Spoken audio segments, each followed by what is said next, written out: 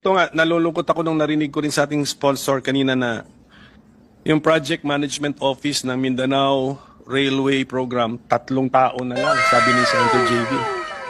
Before the Duterte administration, alam ko yan, 2 tao yan. I think nasa Cebu pa ata. Oh, hindi siya, wala nga sila sa Mindanao, nasa Cebu lang yata sila. Pagdating ng Duterte administration, headline yan eh. Headline project yan eh. Mindanao Railway. Flagship project yan eh. And then after the Duterte administration, 3 tao na lang. So, how come ganyan tayo mag-decide parang naligo lang tayo, naisipan natin, paglabas natin sa sawa, sabi natin, gawa tayo ng railway, tapos naligo naman yung new leader, paglabas niya, sabi niya, hindi, ayaw na natin. Gano'n? Is that how we decide?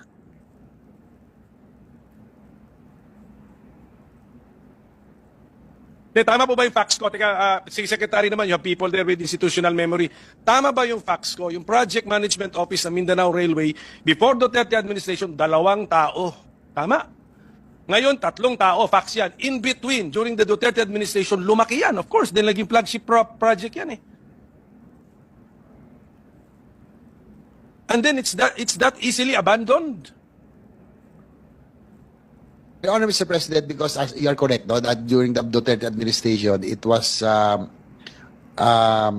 kayo na-announce na talaga Mindanao Railway Project will be a flagship project, no, of yung, ano nga ba yung flagship project nila ng Duterte administration, yung kanyang infrastructure. Bagong Tudigos naman. That's the first phase, Your Honor, Mr. President. Before the Duterte administration, yung Project Management Office sa 2 tao, ano yun, Iligan to Cagayan de Oro yun.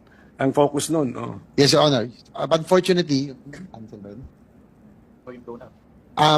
when at the onset of the new administration, we withdrew the loan application because hindi po nagkasundo with the Exim Bank, no? DOF and China Exim Bank had a disagreement. So we withdrew the loan application. So probably one of the reasons that the DBM did not put funding anymore kasi nga po hindi na po siya ongoing. But ang sa DOTR naman po kasi there's a policy difference sa kanila po kasi they would want to continue funding it because yung mga prerequisites po that were discussed earlier, no? Yung pong land acquisition, utilities, relocation has to continue. So that because for example, the Mindanao Railway project is a NEDA approved project. This will happen later on.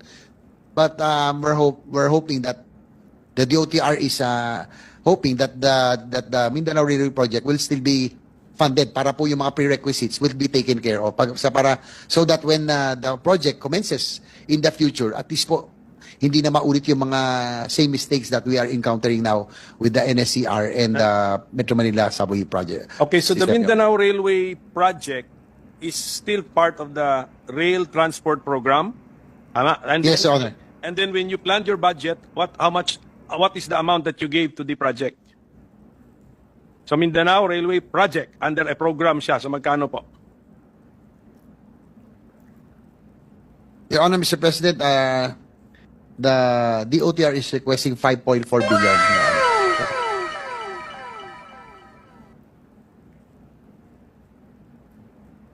So 5.4 billion po yung Mindanao Railway project. Okay. And that is found, if we now examine the committee report, that's in the programmed. Zero po siya na. It's not in the NEP, it's not in the GAB. So it's zero, Your Honor, Mr. President. So what they requested? Nasa budget request nyo. Okay, wala sa NEP. Okay. Apo. So kaya nga, kunyari, okay. So that we will understand.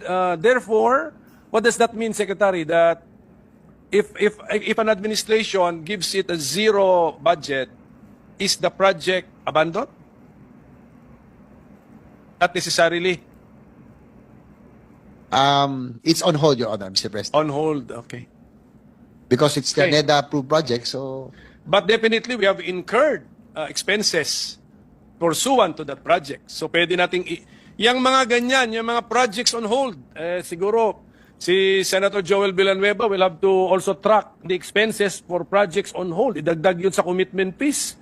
Oh. Sige, can we have an example? Example na lang natin. Yung Mindanao Railway Project, how much have we spent for it so far? Sige, kahit yung Tagum to Digos lang, yung portion na yon. Example lang para malaman ng ating mga kababayan. While they are looking for the total figures, Your Honor, yung pong Mindanao Railway System Project, yung pong Phase 1, yung pong Tagum to Digos, they have already spent some funds already for the right-of-way acquisition, Yes, acquisition of land. Yes. They have downloaded some funds to the LGUs, no, for the land acquisition, right? Also yung relocation, among others, no. So ang problema ho ngayon because of sa 2024, Yes, sir. hindi na ho nilagyan, tatlo na lang po yung pong personnel in Mindanao Railway.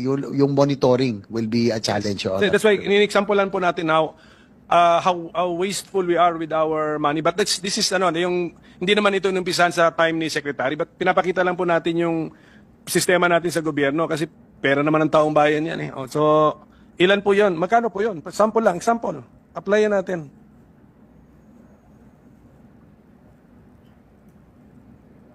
Your Honor, according to DOTR, they have spent about 5.5 billion downloaded to LGUs for land acquisition for the right of way of ito yung first rate pa lang. Yes, yes. Tagum to Digos yun. Tama naman yun. Tama naman. Mabuti nga you're being very open and transparent about it. Siyempre, 5.5 billion pesos na for a project na tawagin na lang natin, let's use your technical terminology, on hold. May we know how yes. Check something. Yes. Wala kang maisa. Yes, if you say on hold, ibig sabihin yung project is on hold, depende sa availability ng funds. Am I correct? The project will be put on hold until the availability of funds. Am I correct?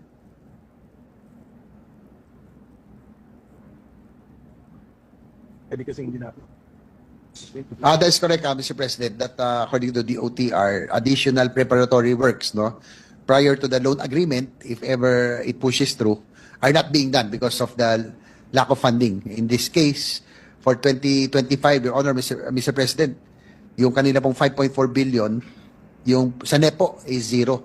So talagang on hold po ito. So paano yun kung wala nang mga funds na darating? So ano magiging nung structure niyan, magiging white elephant? Kung wala na halimbawa ng pondo dumating, what will happen to the structure?